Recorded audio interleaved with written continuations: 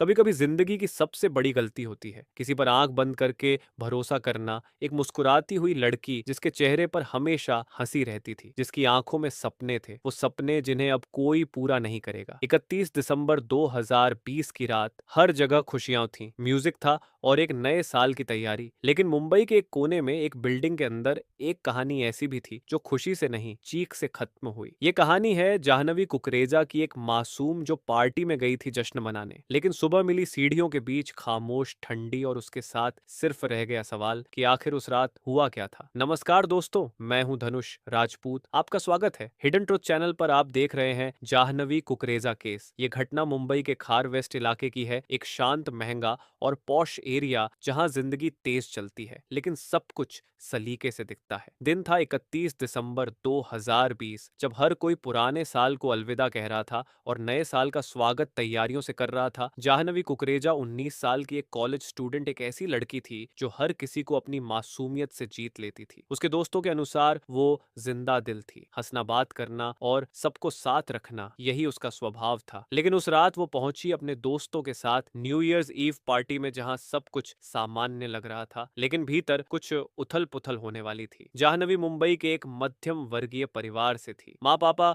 उसे बहुत प्यार करते थे। उसने हाल ही में कॉलेज ज्वाइन किया था और करियर को लेकर बेहद उत्साही थी। वो अपने दोस्तों में काफी लोकप्रिय थी, खासकर दिया पडालकर और श्री जोग धनकर के साथ उसकी बहुत गहरी दोस्ती थी। श्री उसका बॉयफ्रेंड था और दिया उसकी बेस्ट फ्रेंड। तीनों की जोड़ी को लोग इंसेपरेबल ट्रायो कहते थे, हमेशा साथ, हमेशा मुस्कुराते हुए। लेकिन किसी को नहीं पता था कि इस हंसी के पीछे धीरे धीरे चल रही थी एक चिंगारी जो एक दिन सब कुछ भस्म कर देगी। 31 दिसंबर की रात मुंबई के खार वेस्ट में एक बिल्डिंग थी, नाम था भंडारकर बिल्डिंग। वहां न्यू ईयर पार्टी रखी गई थी, संगीत चल रहा था, शराब खुल रही थी और सब अपने अपने ग्रुप में मस्ती कर रहे थे। जाह्नवी भी वहां मौजूद थी। उसने अपनी पसंदीदा ड्रेस पहनी थी और दोस्तों से मिलते हुए सबको हैप्पी न्यू ईयर कहा। लेकिन उसी पार्टी में था उसका बॉयफ्रेंड श्री और उसकी सबसे करीबी दोस्त दिया। दोनों नशे में थे और उनके बीच जो हो रहा था उसे जाह्नवी ने अपनी आंखों से देखा। कहते हैं प्यार में शक की कोई जगह नहीं होती, लेकिन जब भरोसा ही टूटा हुआ लगे तो इंसान कुछ भी नहीं सोच पाता। जाह्नवी की नजर जब श्री और दिया पर पड़ी, उसने देखा कि दोनों एक दूसरे के बहुत करीब थे, एक ऐसा करीबपन जो दोस्ती से आगे था। जाह्नवी का दिल तेजी से धड़कने लगा। वो कुछ पल तक वहीं खड़ी रही, फिर धीरे धीरे आगे बढ़ी और दोनों के सामने जाकर खड़ी हो गई। माहौल अचानक शांत हो गया। उसने कहा, श्री ये सब क्या है? लेकिन नशे में चूर। श्री ने जवाब दिया, कुछ नहीं जाह्नवी, तुम ओवर रिएक्ट कर रही हो। दिया ने बीच में बात काटी, जाह्नवी रिलैक्स करो, ये बस पार्टी है। पर उस वक्त जाह्नवी को बस एक ही चीज दिख रही थी, धोखा। गुस्सा तब और बढ़ गया जब जाह्नवी ने दोनों को बहस करते देखा। उसने जोर से कहा, तुम दोनों ने मेरे साथ ऐसा कैसे किया? आसपास के कुछ लोग सन्न रह गए, कुछ ने हंसी में उड़ा दिया, कुछ ने समझाने की कोशिश की, लेकिन बात अब काबू से बाहर थी। दिया और श्री दोनों ने जाह्नवी को शांत कराने की कोशिश की, पर बात और बिगड़ती चली गई। उस पल जाह्नवी ने जाने का फैसला किया। मैं अब यहाँ नहीं रुकूंगी, लेकिन श्री ने उसे रोका और कहा, चलो ऊपर चलते हैं, बात करते हैं, सब सुलझा लेंगे। और यहीं से शुरू हुई वो कहानी जो कभी खत्म नहीं हुई। रात के करीब 2 बजे का समय था। वो तीनों, जाह्नवी, श्री और दिया, धीरे धीरे ऊपर की मंजिल की ओर बढ़ रहे थे। किसी ने ध्यान नहीं दिया कि वो कहाँ जा रहे हैं, लेकिन किसी ने ये भी नहीं सोचा था कि नीचे आने वाला सिर्फ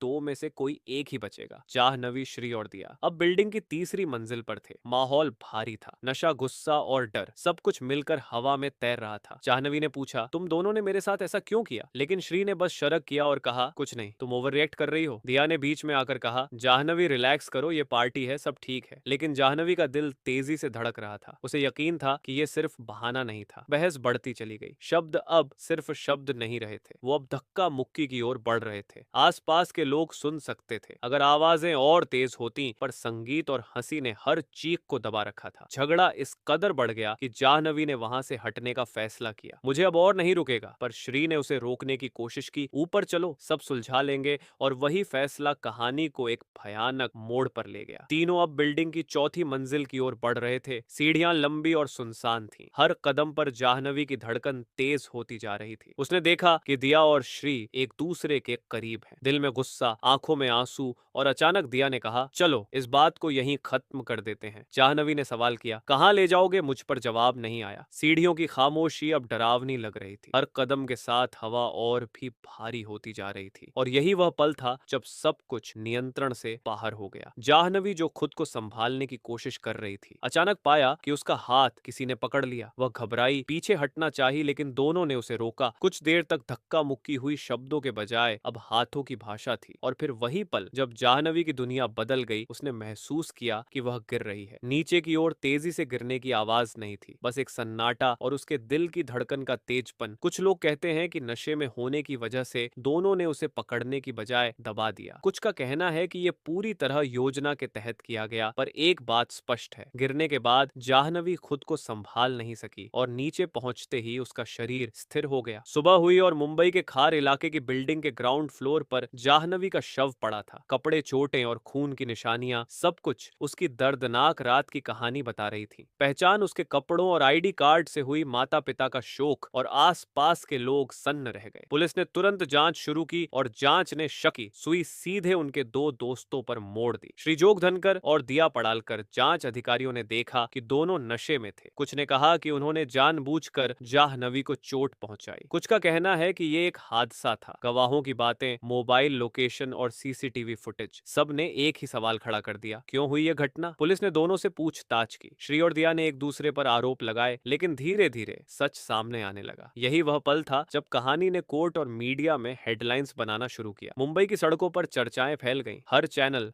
हर न्यूज वेबसाइट ने यही सवाल उठाया, जाह्नवी कुकरेजा के साथ हुआ क्या? सोशल मीडिया पर लोग गुस्से में थे। कुछ ने लिखा, ऐसा भरोसा टूटना सबसे बड़ा अपराध है। कुछ ने कहा, पार्टी की रात, दोस्ती और नशा कितनी महंगी चीजें हैं, और माँ पिता की आंखों में सिर्फ एक सवाल, क्या उनके बेटी के साथ इंसाफ होगा? पुलिस ने दोनों को गिरफ्तार किया। कोर्ट में दोनों ने अपनी तरफ से बयान दिए, और मामला धीरे धीरे ट्रायल की ओर बढ़ा। कोर्ट के कागजों में लिखा गया कि जाह्नवी के शरीर पर 40 से अधिक चोटें थीं, और वह सीढ़ियों से गिर गई थी। गवाहों की गवाही, मेडिकल रिपोर्ट और फॉरेंसिक जांच ने मामले को और पेचीदा बना दिया। लेकिन सबसे बड़ा सच अब भी छुपा था, वो सच जो केवल रात की खामोशी और सीढ़ियों की सन्नाटा जानते थे। जाह्नवी की कहानी यही नहीं खत्म होती। ये सिर्फ घटना नहीं थी, ये दोस्ती और विश्वास के टूटने की कहानी भी थी। अब कोर्ट और मीडिया में जो लड़ाई चल रही थी, वही सच को सामने लाएगी। लेकिन तब तक मुंबई की वो बिल्डिंग और वो सीढ़ियां बस एक खामोश गवाह बनकर रह गई थी, और हर कोई बस यही सोच रहा था, क्या कभी इस केस में इंसाफ होगा? जाह्नवी की मौत के तुरंत बाद मुंबई पुलिस ने जांच शुरू की। पुलिस ने पार्टी के वीडियो फुटेज खंगाले। सीढ़ियों पर लगे सीसीटीवी में साफ दिख रहा था कि तीनों, जाह्नवी, श्री और दिया, आखिरी बार एक साथ थे। गवाहों से पूछताछ हुई। पड़ोसियों ने बताया कि रात को किसी की चीख सुनाई दी, पर किसी ने सीधे हस्तक्षेप नहीं किया। मेडिकल रिपोर्ट और पोस्टमार्टम ने साफ कर दिया कि जाह्नवी के शरीर पर 40 से अधिक चोटें थीं, और गिरने के कारण उसका स्कल फ्रैक्चर हुआ। जांच अधिकारियों ने पाया कि दोनों दोस्त नशे में थे, और उनके बयान आपस में मेल नहीं खा रहे थे। ये केस अब सिर्फ हादसा नहीं रह गया था, यह अपराध और धोखे की शक्ल लेने लगा। पुलिस ने पार्टी में मौजूद अन्य दोस्तों से भी पूछताछ की। कई ने कहा कि श्री और दिया दोनों नशे में थे, और झगड़े के दौरान जाह्नवी को संभालने के बजाय दबा दिया। मोबाइल लोकेशन ने साबित किया कि वे सच में बिल्डिंग की तीसरी और चौथी मंजिल पर थे। कुछ लोगों ने बताया कि झगड़े के दौरान शब्दों के बजाय हाथों का इस्तेमाल हुआ, धक्का खींचना और अंत में गिराना। ये सबूत कोर्ट के लिए निर्णायक साबित होने वाले थे। अब मामला कोर्ट में पहुंच चुका था। अदालत में माहौल भारी था। मीडिया का दबाव, परिवार की आंखों में उम्मीद और डर, और आरोपी की हिचकिचाहट, ये सब एक साथ थी। वकील ने कहा, साक्ष्य स्पष्ट हैं, दोनों आरोपी जानबूझकर और नशे की हालत में पीड़िता को सीढ़ियों से नीचे गिराने के दोषी हैं। दूसरी ओर दोनों ने अपना पक्ष रखा, यह हादसा था, हम नहीं चाहते थे कि कुछ भी गलत हो। अदालत में हर शब्द, हर गवाही सस्पेंस और भावनाओं से भरपूर थी। इस बीच पोस्टमार्टम रिपोर्ट और फॉरेंसिक टीम की रिपोर्ट पेश की गई। चोटें और खून की मात्रा स्पष्ट कर रही थी कि यह केवल गिरने का मामला नहीं था। कई गवाहों ने अदालत में कहा, हमने देखा कि झगड़ा शुरू हुआ और जाह्नवी को ऊपर ले जाया गया। कुछ मिनटों के भीतर वह सीढ़ियों से गिर गई। इस बयान ने कोर्ट में सस्पेंस बढ़ा दिया। कुछ ने और कहा, दोनों आरोपी नशे में थे और उन्होंने स्थिति को संभालने की कोशिश नहीं की। कोर्ट में ये गवाहियां बेहद महत्वपूर्ण थी। कोर्ट ने दोनों आरोपी को दोषी पाया।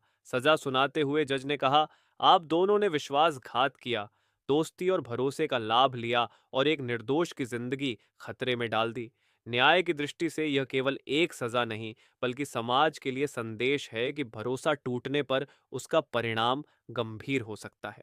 दोनों आरोपी को कई साल की जेल की सजा सुनाई गई। बाहर मीडिया ने इसे बड़े पैमाने पर कवर किया और मुंबई के लोग ये समझ गए कि कोई भी अपराध बिना सजा नहीं रह सकता। कभी कभी सच्चाई इतनी कठिन होती है कि उसे सुनना दर्दनाक होता है, लेकिन न्याय हमेशा जीतता है और जाह्नवी की कहानी ने यह साबित कर दिया, धोखा और शारीरिक हिंसा का परिणाम हमेशा गंभीर होता है।